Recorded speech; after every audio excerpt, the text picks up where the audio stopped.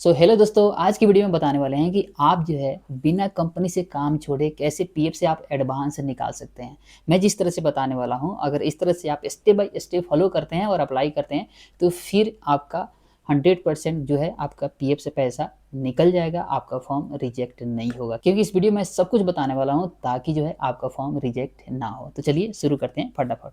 तो देखिए, यहाँ पे मैं गूगल खोलने वाला हूँ अपने लैपटॉप पे। आप चाहें तो अपने मोबाइल पे भी जो है इसे ओपन कर सकते हैं, मोबाइल से खुद से आप जो है अप्लाई कर सकते हैं।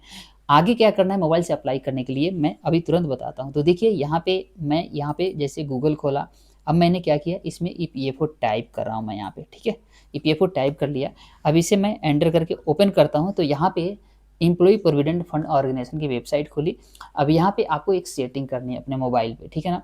सेटिंग ये करनी है कि आपको जो है ना, जैसे मैंने क्रोमो खोला, इसको खोल करके आप जो कॉर्नर पे, राइट कॉर्नर पे जाएंगे तो वहाँ पे एक 3 डॉट होगा और उसको जब क्लिक करेंगे तो नीचे आएगा डेस्कटॉप मोड। उससे जो है ना क्लिक कर लीजिएगा तो डेस्कटॉप मोड में हो जाएगा और बिल्कुल ऐसे ही फिर आपकी स्क्रीन हो जाएगी जैसे मैं यहाँ पे अप्लाई कर रहा हूँ, ठीक है। और आसान हो जाएगा अप्लाई करना। तो चलिए अब आगे बढ़ते हैं, ठीक है। अब देखिए, यहाँ पे एम्प्लॉय प्रोविडेंट फंड ऑर्गेनाइजेशन की ये वेबसाइट है। अब यहाँ से अप्लाई करने के लिए नीचे आना है, देखिए फॉर एम्प्लॉयज, यानी ये वाली सेक्शन हमारे लिए है, ठीक है ना। तो इसी क्लिक करके ओपन करेंगे। अब यहाँ पे ये खुल गया एम्प्लॉय प्रोविडेंट फंड की वेबसाइट। अब आपको आना है सर्विस वाले सेक्शन में। नीचे देखिए, यहाँ पे तीसरे दूसरे नंबर पे है member UN online service OCS OTCP, ठीक है। आपको इसे क्लिक करके ओपन करना है। ये नोटिफिकेशन जब आएगा तो आप इसे स्किप कर दीजिएगा, ओके कर दीजिएगा। अब यहाँ पे आपसे पूछ रहा है यूएन नंबर और पासवर्ड। तो यूएन नंबर तो सबके पास होता है। यदि पासवर्ड आप नहीं बनाए हैं तो आपको पासवर्ड कैसे बनाना है या फिर अपने यूएन को एक्टिवेट कैसे करना है, उस भी वीडियो का लिंक इस वीडियो के डिस्क्रिप्शन में मैं डाल दूंगा। जा करके देख करके आप अपना यूएन पहले एक्टिवेट कर सकते हैं और पासवर्ड बना सकते हैं। यदि नहीं बनाए हैं तो, यदि आपके पास पासवर्ड है तो जैसे मैं बता रहा हूँ वैसे ही प्रोसीड करना है। तो यहाँ पे मैं क्या करता हूँ, यूएन नंबर और पासवर्ड डालता हूँ, ठीक है ना। अब देखिए, मैंने यहाँ पे यूएन नंबर डाला, पासवर्ड, अब मैं करता हूँ साइन इन, ठीक है। साइन इन हुआ। जैसे साइन इन करेंगे तो देखिए पूछ रहा है वन टाइम पासवर्ड, यानी आपके आधार लिंक मोबाइल नंबर पे एक ओटीपी जाएगा, ठीक है ना। उस ओटीपी को यहाँ पे एंटर करना होगा। तो यहाँ पे एंटर कर लीजिएगा। यहाँ पे मैं ओटीपी डाला। अब मैं कर देता हूँ यहाँ पे सबमिट, ठीक है। अब जैसे मैंने सबमिट किया तो मैं पहुँच गया कहाँ पे, ये है मेंबर ई सेवा का पोर्टल। इसी पे हम जो है अप्लाई करेंगे, ठीक है ना। पैसे निकालने के लिए सभी फॉर्म यहीं पे भरते हैं, ठीक है ना। तो यहाँ पे देखिए ऊपर जाइए, देखिए होम व्यू मैनेज अकाउंट और ऑनलाइन सर्विस, ये वाले आपको टैब ओपन करना है। और सबसे पहला नंबर आता है यहाँ पे, देखिए क्लेम फॉर्म 31 19 10C 10D, ठीक है ना। आप इसको ओपन करिएगा, इसी में सारे फॉर्म होते हैं। चलिए इसे ओपन किया, ठीक है ना। अब छोटा सा काम करना है, यहाँ पे देखिए, यहाँ पे बैंक अकाउंट नंबर पूछ रहा है डालने के लिए। तो यहाँ पे पूछेगा ना बैंक अकाउंट नंबर, क्योंकि उसी में पैसा आपका जाएगा। अब आप सोच रहे होंगे कि बैंक अकाउंट यहाँ पूछेगा, कोई भी बैंक अकाउंट डाल सकता हूँ, तो नहीं, कोई भी बैंक अकाउंट आप नहीं डाल सकते हैं।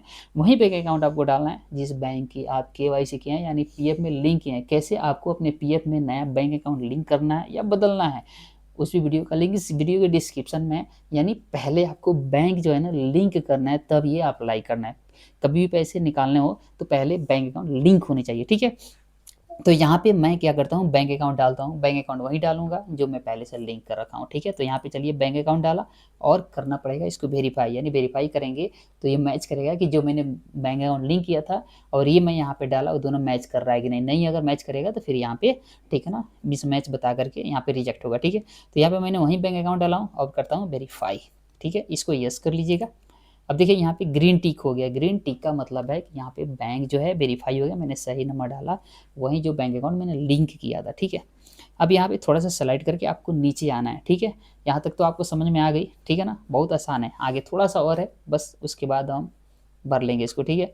अब यहाँ पे देखिए पूछ रहा है प्रोसीड फॉर ऑनलाइन क्लेम, ठीक है। इसको क्लिक करके ओपन करना है। अब देखिए ये ओपन हो गया।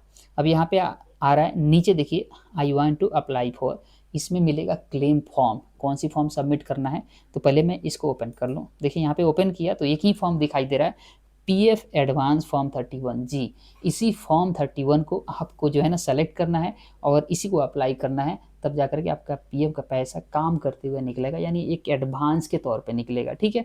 आप चाहें जितनी बार चाहें आप निकाल सकते हैं अलग अलग पर्पज़ के लिए, ठीक है ना। चलिए मैं पहले इस फॉर्म को ओपन कर लूँ। देखिए यहाँ पे मैंने फॉर्म ओपन किया तो यहाँ पे आ गया पीएफ एडवांस फॉर्म 31 देखिए ध्यान से यहाँ पे आ गया है। अब यहाँ पे पूछ रहा है सेलेक्ट सर्विस, इसको मैं क्लिक करके ओपन करता हूँ। जितने भी कंपनी में काम किया यहाँ पे दिखाई दे देगी। और जिस कंपनी से आपको एडवांस निकालना है आप इसमें से सेलेक्ट कर सकते हैं। ध्यान रखिए वो वाली कंपनी आपको सेलेक्ट नहीं करना है जिसका पैसे आप ट्रांसफ़र कर लिए हैं। जिस खाते में, जिस कंपनी के पासबुक में पैसा होगा वो आप सेलेक्ट कर सकते हैं एडवांस निकालने के लिए। यदि आप ट्रांसफ़र कर लिए हैं लास्ट वाली कंपनी में तो लास्ट वाली फिर सेलेक्ट करिएगा जहाँ पे आप काम कर रहे हैं, ठीक है, समझ गए। अब चलिए मैं यहाँ पे सेलेक्ट कर लेता हूँ, ये लास्ट ही वाली कंपनी है, ठीक है ना, तो ये सेलेक्ट कर लिया। अब पूछ रहा है जिस उद्देश्य के लिए अग्रिम की आवश्यकता है, यानी किस पर्पज़ के लिए। तो देखिए एडवांस लेते हैं तो हमें बताना पड़ता है कि हम किस उद्देश्य के लिए ले रहे हैं, हमारी क्या पर्पज़ है, ठीक है। तो यहाँ पे चलिए इसको पहले खोल के मैं देखता हूँ। तो देखिए इसमें कई सारे रीज़न है किस लिए आप निकाल सकते हैं। तो देखिए जो रेड वाला है ना, ये एलिजिबल जितने भी रेड में आएगा आपके लिए तो वो आप एलिजिबल नहीं होंगे। जो एलिजिबल होंगे वो जो है ना वाइट और यहाँ पे इसमें आ जाएगा, मतलब रेड लिस्ट में नहीं रहेगा, ठीक है। तो यहाँ पे फिलहाल इलनेस के लिए मैं इनका एडवांस निकालने जा रहा हूँ, ठीक है ना, जिन्होंने बताया है। तो मैं इलनेस के लिए अप्लाई करूँगा।